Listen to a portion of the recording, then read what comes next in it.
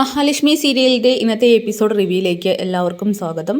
അങ്ങനെ ലേഖയാണ് ആ കള്ളസ്വാമി വരുന്ന സമയത്ത് വാതിൽ തുറക്കുന്നത്. ആ സ്വാമിയോ? അവിടേക്ക് മഹാലക്ഷ്മിയും വരുന്നുണ്ട്. ആരാ ലേഖ? ദേ നിനക്ക് സന്തോഷം തരുന്ന ഒരാൾ തന്നെയാണ് വന്നിരിക്കുന്നത്, നോക്കിക്കേ എന്ന് പറയുമ്പോൾ മുന്നിൽ നിൽക്കുന്നത് ആ കള്ളസ്വാമിജി. ആ സ്വാമിയാണോ? വന്നേ അകത്തിരിക്കാം. വേണ്ട, ഞാൻ പുറത്ത് തന്നെ ഇരുന്നോളാം. എനിക്ക് കുഞ്ഞിനെ ഒന്ന് കാണണം. കുഞ്ഞിനെ കണ്ടിട്ട് മതി വരുന്നില്ല. ആ ദൈവിക ചൈതന്യമുള്ള മുഖം എൻ്റെ മനസ്സിൽ നിന്നും മായുന്നില്ല. അതുകൊണ്ടാണ് ഒന്ന് കാണാനായിട്ട് വന്നത്. എന്നായാലും സ്വാമി പുറത്തിരിക്കണ്ട, വന്നേ അകത്തിരിക്കാമെന്ന് പറഞ്ഞുകൊണ്ട് മഹിയാണെങ്കിൽ സ്വാമിയെ വിളിച്ച് അകത്തിരുത്തുകയാണ്. ഈ സമയം ലേഖ കുഞ്ഞിനെ പോയിട്ട് എടുത്തിട്ട് വരുന്നുണ്ട്.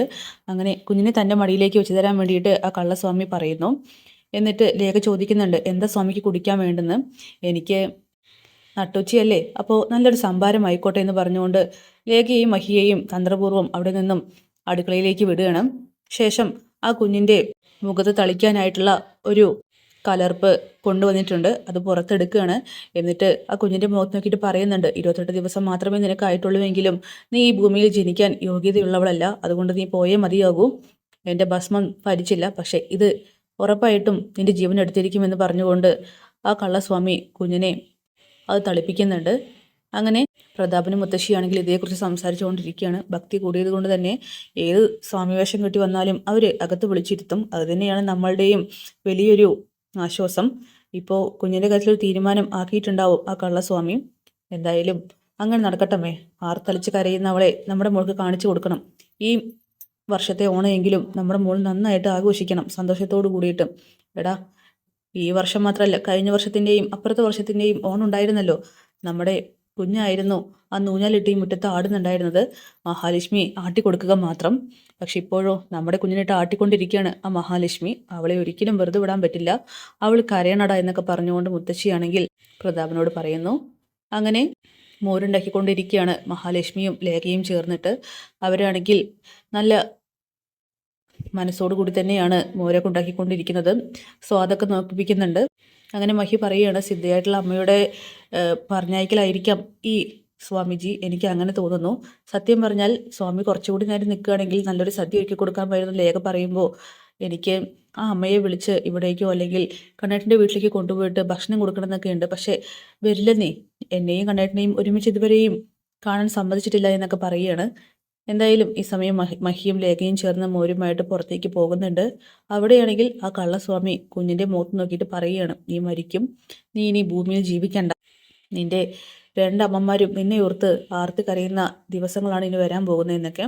പെട്ടെന്ന് മഹിയും ലേഖയും അങ്ങോട്ട് സംഭാരവുമായിട്ട് വരികയാണ്. ആ എത്തിയോ സ്വാമി? എരിവ് കൂടിയിട്ടുണ്ടോ എന്ന് ഒന്ന് നോക്കണേ. അതൊന്നും സാരല്ല, നല്ല മണമുണ്ട് മോരിന് എന്ന് പറഞ്ഞ അയാളാണെങ്കിൽ അത് കള്ള് കുടിക്കുന്നത് പോലെ വലിച്ചങ്ങ് കയറ്റുന്നുണ്ട്. ശേഷം മഞ്ജു മഹിയോടും ലേഖയോടായിട്ട് പറയുകയാണ്, നിങ്ങൾ രണ്ടുപേരും ആണല്ലേ ഈ കുഞ്ഞിൻ്റെ അമ്മമാർ.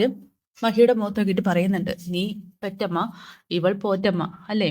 നിനക്ക് കുഞ്ഞില്ല അല്ലേ എന്നിങ്ങനെ ലേഖയോട് ചോദിക്കുമ്പോൾ, ഇല്ല സ്വാമിജി, സാരില്ല, പേടിക്കണ്ട, എൻ്റെ ആശ്രമത്തിലേക്ക് വന്നാൽ മതി, അതിനുള്ള പ്രതിവിധി ഞാൻ ഉണ്ടാക്കി തന്നോളാം എന്ന് പറയുമ്പോൾ ലേഖയ്ക്കാണെങ്കിൽ ഒത്തിരി സന്തോഷമാവുന്നുണ്ട്. ഈ സമയം ആ കള്ളസ്വാമിയാണെങ്കിൽ മനസ്സിൽ ചിന്തിക്കണം, ഐശ്വര്യമുള്ള മുഖം, ഐശ്വര്യ റായിയെ പോലെ തന്നെ, നീ എൻ്റെ ആശ്രമത്തിലേക്ക് വാടി, ഞാനേ നിനക്ക് ഒരു കുഞ്ഞിനെ തന്നെ ഉണ്ടാക്കി തന്നേക്കാം എന്നൊക്കെ ഇങ്ങനെ മനസ്സിൽ ചിന്തിക്കുകയാണ്. ശേഷം മഹിയെ നോക്കി പറയുന്നുണ്ട് മനസ്സിൽ, നിനക്കും ഈ കുഞ്ഞ് നഷ്ടപ്പെട്ട ഒരു കുഞ്ഞ് വേണ്ടേ, അതിനുള്ള പരിഹാരവും ഞാൻ കണ്ടോളാം, രണ്ടാളും എൻ്റെ ആശ്രമത്തിലേക്ക് വന്നാൽ മതി എന്നൊക്കെ പറഞ്ഞ അയാളാണെങ്കിൽ മനസ്സിൽ ഓരോന്ന് കുനിഷ്ഠ വിചാരിക്കുകയാണ്. ഈ സമയം മഹിക്കാണെങ്കിൽ അയാളുടെ നോട്ടം അത്ര പന്തിയായി തോന്നുന്നില്ല. മഹിയാണെങ്കിൽ, എന്താ സ്വാമി? ഒന്നുമില്ല, ഞാൻ നിങ്ങളെ നോക്കി ഒന്ന് പ്രാർത്ഥിച്ചതാണ്, എന്തായാലും ഞാൻ പോയിട്ട് വരാം എന്ന് പറഞ്ഞുകൊണ്ട് അവിടെ നിന്നും സ്വാമിജി പോകുന്നുണ്ട്.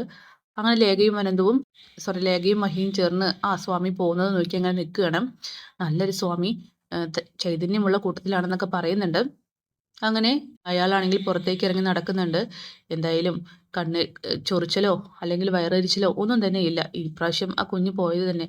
പെട്ടെന്നാണ് അന്തരീക്ഷത്തിൽ നിന്നും അയാളുടെ മുഖത്തേക്ക് എന്തോ കുറച്ച് വെള്ളം വന്ന് വീഴുന്നത്. നോക്കുമ്പോൾ മഴയല്ല, സൂര്യൻ എന്താ വേർക്കുന്നോ എന്നിങ്ങനെ അയാൾ ചിന്തിക്കുകയാണ്. പെട്ടെന്ന് കണ്ണ് മങ്ങുന്നത് പോലെയും ഇരുട്ടാവുന്നത് പോലെയൊക്കെ തോന്നുകയാണ്.